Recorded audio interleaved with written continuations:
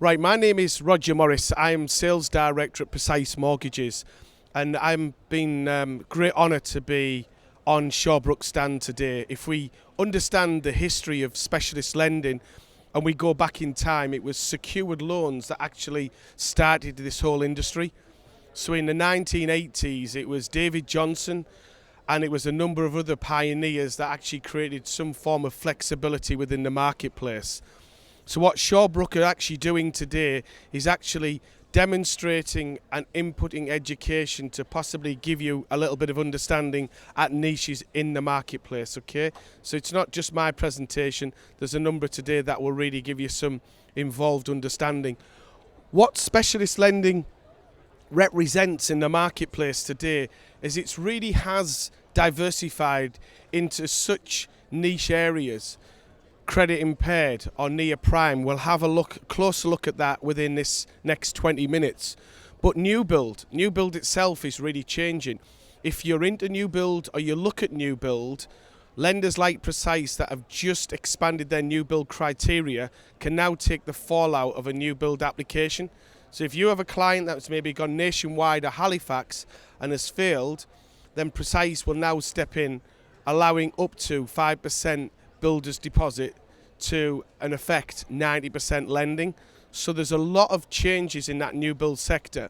So anybody that actually is looking at working with builders or developers, the ability to be able to use near prime or failed credit scores on a new build application is a growth area. Lending into retirement is a really big part of the marketplace now, and it's an area that you should understand. And bridging loans. Specifically bridging loans that are tied into a product.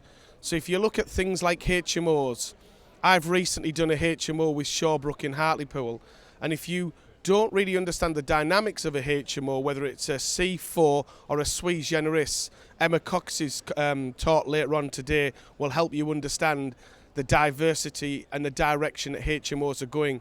There's your student type or your sort of socially impaired customer for HMOs, and as your professional customer on a HMO basis. So that's certainly a growth area. But moving through this section on debt management plans, expats, buy-to-let, 1 year's accounts, self-employed, the marketplace certainly moves along on a journey. So the first point I'd like to cover today is the self-employed story. And within the self-employed, that has become a real specialist area. So if somebody was to ring you up today who's got 1 year's accounts, it's not necessarily an easy case to place. The precise journey of understanding 1 year's accounts came last year. We had an applicant who came to us who was employed, wanting to consolidate 9 pieces of debt that was in arrears and wanted to have 1 monthly payment. So Precise happily consolidated unsecured debt which was in arrears because the customer at the end would be in a much better situation.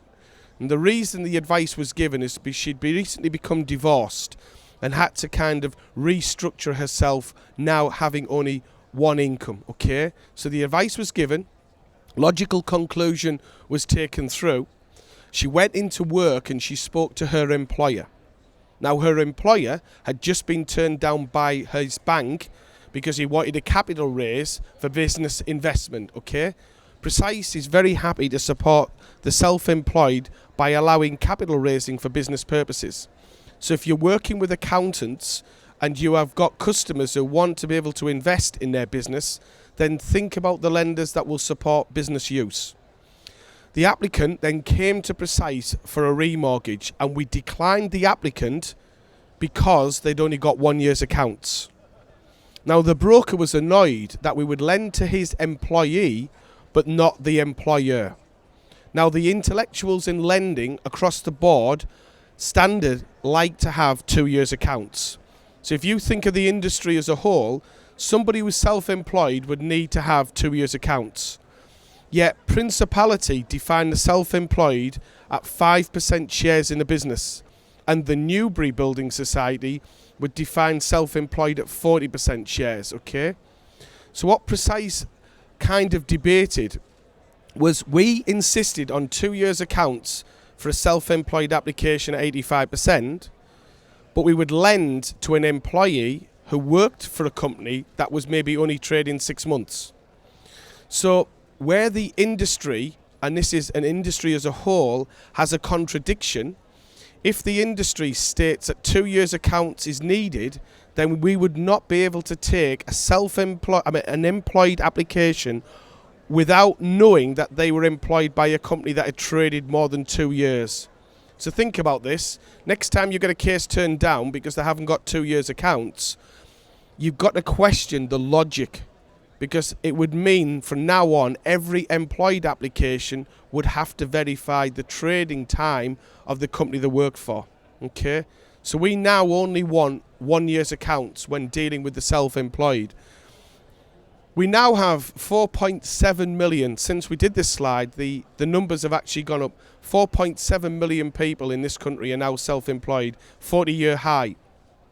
The demographic actually shows that the predominant people who are self-employed now more likely are ladies of the age of 56-year-old. So what you guys need to do now is to understand the lenders in the self-employed market, and also how income is being used and how income works, okay? So when we look at how the marketplace is changing, and we look at the changing self-employment, what that directly represents to you guys is incremental income and a referral capacity from accountants, okay? So when we think that the typical customer now will be a lady over a male, and we think of the needs of the self-employed and also the problems that self-employed give us, and it's understanding what lenders want in regards to proof of self-employment. Think of this. When we have a self-employed customer, we have to spend nearly 2 weeks obtaining an SA 302. And those that have spent time working with the revenue create a bit of a nightmare on possibly even having to get an original document from the customer. One, you never know if that document's original. You don't know whether or not there's been some form of fraud contained within that. HMRC in January 2015 came up with a tax calculation and a tax overview. A tax calculation can be printed by an applicant 72 hours after submission of their complete tax return. That document is equal to an SA 302. A tax year overview, of which you may have been asked by many lenders to obtain as well. What a tax year overview is, it's a document able to detect whether or not the submission of the tax return is verified. What I mean by that, it's possible for a self-employed person to submit a tax return and then change it a week later, okay?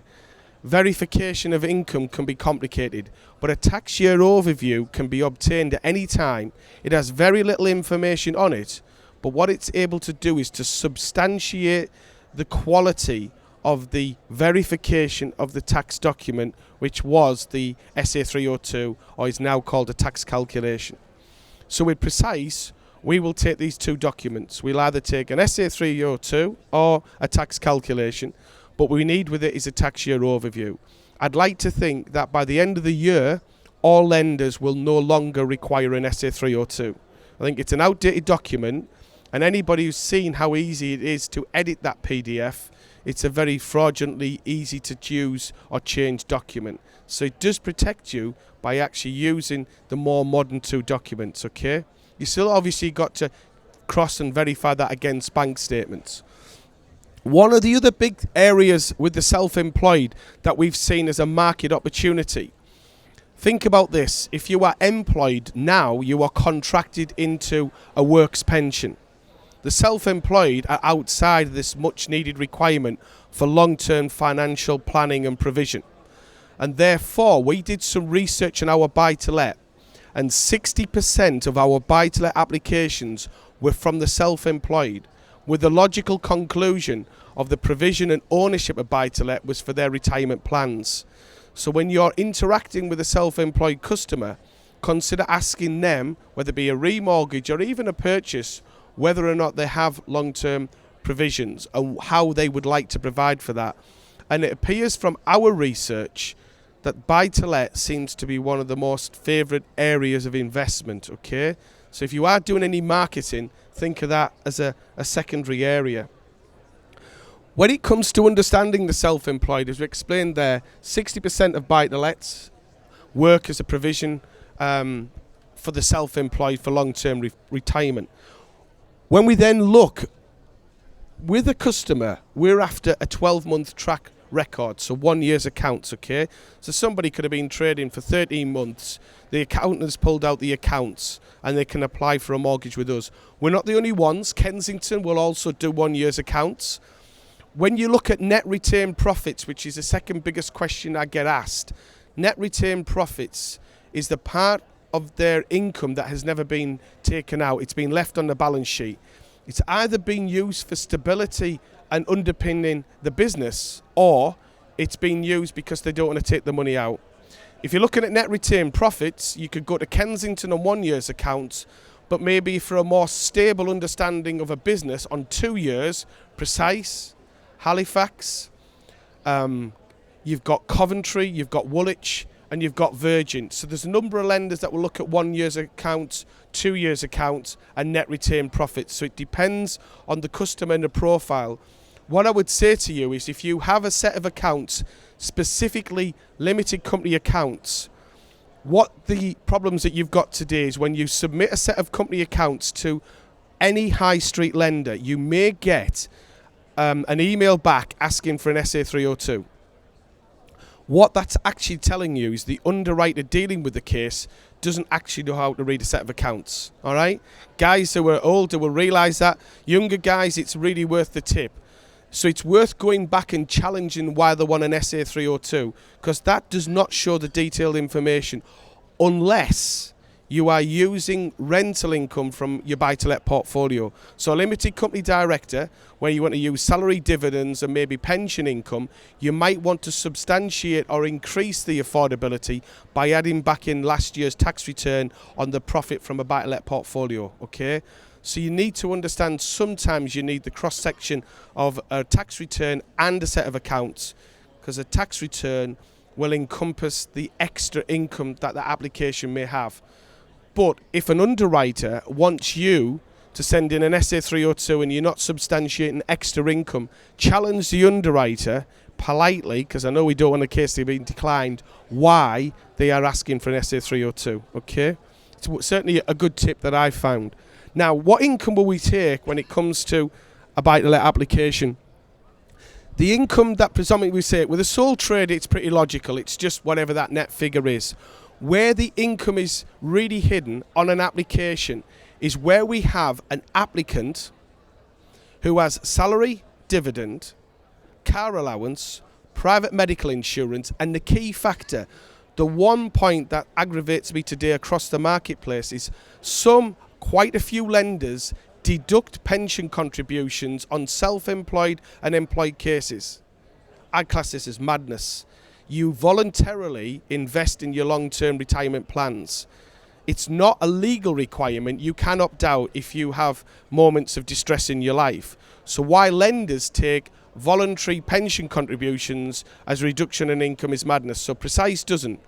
But if you have a limited company director who earns, say, 36 grand salary and dividends, wants to borrow 500 grand, look at the accounts to see if there has been pension contributions made by the company into their pension pot.